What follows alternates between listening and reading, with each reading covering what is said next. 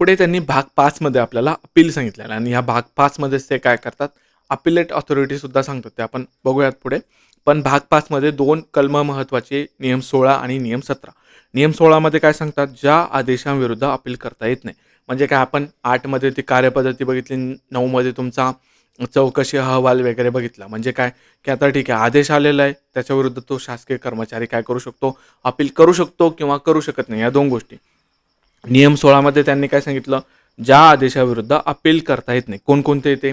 16 कसं लक्षात ठेवायचं तुम्हाला, 16व्या वर्षी तुम्ही जेव्हा शाळेमध्ये होता, तेव्हा तुम्ही 10वीला होता. 10वीला 10वीला असताना तुमचं वय किती होतं? 16 वर्ष होतं. जर तुम्ही 6 वर्षाचे असताना तुम्ही जर पहिलीला एंट्री केली असेल, तर तुम्ही 10वीला आयडियली 16 वर्षाचे असतात. ते गाणं पण त्याच्यावरती बनलेलं होतं, की 16 वर्ष धोक्याचं म्हणून असं काहीतरी. तर त्या अनुषंगाने लक्षात ठेवा. आता 17व्या वर्षी म्हणजे तुम्ही 11वीला असता, तुम्ही कॉलेजमध्ये जातात. शाळेत असताना कसं असतं ना, तुम्हाला धाक असतो, तुम्हाला गणवेश फिक्स असतो, तुमचा टाईम टेबल फिक्स असतो, लेक्चर तुम्हाला कंपल्सरी अटेंड करावं लागतं, उठून जाऊ शकत नाही. म्हणजे तुम्ही खूप डिसिप्लिन असतात. कॉलेजला गेले ना, नाकामध्ये वारं शिजतं. लेक्चर करायचं ठीक आहे, केलं तर केलं, गेलं उडत. नाही तर तुम्ही कॅन्टीनमध्ये बसले किंवा बाकीच्या गोष्टी. तर सेम इथं सुद्धा लागू होतं. नियम 16 मध्ये काय, आदेशांविरुद्ध अपील करता येत नाही. आता ते आपण डिटेलमध्ये बघू. काय सांगतात ते, राज्यपालांचा आदेश. राज्यपालांनी स्वतः काढलेल्या कोणत्याही आदेशाविरुद्ध अपील करता येत नाही. तुमच्या शाळेचा कोण असतो, तुमचे वर्गमित्र असतात, शिक्षक असतो, मुख्याध्यापक असतो आणि मुख्याध्यापकाच्या वरती एक माणूस असतो. कोण असतो तो? शाळेचा मालक. त्या शाळेच्या मालकानं जसं सांगितलं त्याच्याविरुद्ध तुम्ही कधी जाता का? जात नाही. कोणीच जात नाही. मुख्याध्यापक पण जात नाही, शिक्षक पण जात नाही. त्याच प्रकारचा इथं तुमचा एक राज्यपाल म्हणून असा माणूस आहे. त्यानं जर आदेश काढला, बरोबर, तर मग त्याच्या विरुद्ध अपील करता येत नाही. हे तुम्हाला या अॅनालॉजीमध्ये लक्षात ठेवायचं आहे. पुढे काय सांगतात ते, चौकशी सुरू असताना दिलेल्या मध्यम स्वरूपाच्या किंवा तांत्रिक आदेशांविरुद्ध अपील करता येत नाही. मात्र निलंबनाच्या आदेशाविरुद्ध अपील करता येते. तांत्रिक जो पण आदेश असणार आहे त्याच्याविरुद्ध तुम्हाला अपील करता येत नाही. फॉर एक्झाम्पल काय, तुम्ही शाळामध्ये आहात, आज सरांनी तुम्हाला सांगितलं की उद्या आपली टेस्ट ही किती वाजता होणार आहे, 12 वाजता होणार आहे. किंवा मग शिक्षकांनी सांगितलं की आज तुमचा गुरुवारी आणि आपली शुक्रवारी समजा, म्हणजे काय, आणि सरांनी जर तुम्हाला सांगितलं की आज गुरुवारी आणि पुढच्या सोमवारी आपण टेस्ट घेऊयात. पण तुम्ही जेव्हा दुसऱ्या दिवशी शाळेत जाता आणि सरांनी डायरेक्ट सरप्राईज तुमची जर टेस्ट घेतली, तर मग तुम्ही त्या तांत्रिक गोष्टीबाबत अपील करू शकता का? नाही. तर तुम्ही तिथं अपील करू शकत नाही. मुख्याध्यापकाकडे तक्रार करू शकत नाही. हेच तिथं तुम्हाला सुद्धा लक्षात घ्यायचं आहे. इन्क्वायरीमध्ये जर तारीख 10 फेब्रुवारी ऐवजी 15 फेब्रुवारी केली तर अपील करता येत नाही, असं इथं त्यांनी मेन्शन केलेलं आहे. पुढे अजून काय सांगतात ते, निलंबनाच्या आदेशाविरुद्ध अपील करता येतं. इथं मी वेगळ्या हायलायटरने ते हायलाईट करून ठेवलंय. तुम्हाला सुद्धा हे इथं विशेष स्वरूपानं स्ट्रेस देऊन, तुम्हाला एम्फसाइज करून ते तुम्हाला लक्षात ठेवायचं आहे.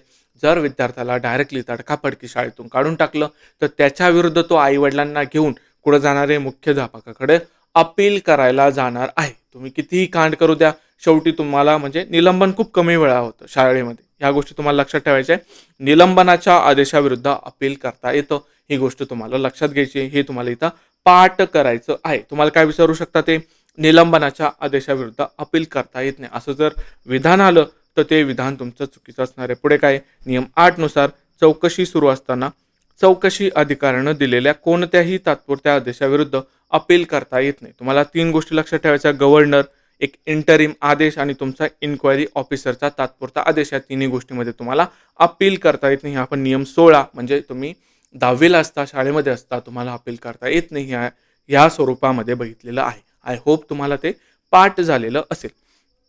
पुढे आपण काय बघणार आहे, नियम 17 काय सांगतात ते, ज्या आदेशांविरुद्ध अपील करता येते. कोणकोणते येते, तुम्ही आता कॉलेजला गेलेले, नियम 4 नुसार केलेले प्रत्यक्ष किंवा मानलेले निलंबन. आपण निलंबनाचे 2 प्रकार बघितले, एक प्रत्यक्ष आणि एक मानलेलं, बरोबर. तर त्या निलंबनाविरोधात तुम्हाला काय करता येतं, अपील करता येतं. नियम 5 नुसार लावलेली कोणतीही शिक्षा म्हणजे काय, छोटी किंवा मोठी, याच्या विरुद्ध तुम्हाला अपील करता येतं.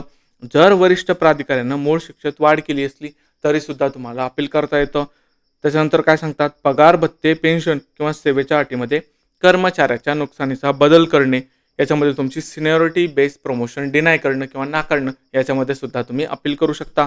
ज्येष्ठतेनुसार मिळणारी पदोन्नती नाकारणं, याच्यामध्ये सुद्धा तुम्ही अपील करू शकता. आणि इतर महत्त्वाचे आदेश आहेत, खाली त्यांनी लिस्ट दिली, याच्यामध्ये सुद्धा तो शासकीय कर्मचारी अपील करू शकतो. कोणकोणत्या आहेत त्या, कार्यक्षमता रोध तो ओलांडण्यास मनाई करणं, याच्यामध्ये सुद्धा ठीक आहे. उच्च पदावरून खालच्या पदावर परत पाठवणं म्हणजे काय, तुमची पदावनती करणं, रिव्हर्जन करणं, याच्यामध्ये सुद्धा काय करू शकतो, अपील करू शकतो.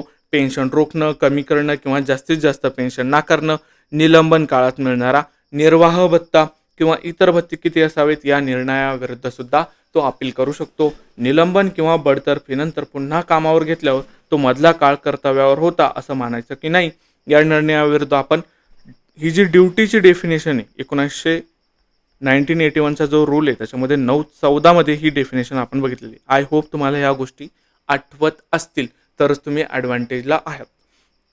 पुढे काय अजून, शासकीय कर्मचारी यामध्ये अशा व्यक्तीचाही समावेश होतो जी आता सेवेतून निवृत्त किंवा मुक्त झालेली आहे. पेन्शनमध्ये ग्रॅच्युटी आणि इतर सेवानिवृत्ती फायद्यांचा समावेश होतो. काय लक्षात ठेवायचं तुम्हाला, जी व्यक्ती रिटायर झालेली आहे ती सुद्धा तुमची शासकीय कर्मचारी म्हणून गणली जाते. हाच फॅक्ट तुम्हाला इथे लक्षात ठेवायचा आहे. आपण एकूण 17पर्यंत नियम बघितले. अजून एक लेक्चर होईल तुमचं, जर मला आता ते रेकॉर्ड करता आलं तर मी ते करतो किंवा मग सकाळी तुम्हाला ते कोणत्याही परिस्थितीमध्ये अवेलेबल होणार आहे. तुम्हाला काय लक्षात ठेवायचं, सगळ्यात पहिले तुम्हाला याची प्रिंट काढायची आहे.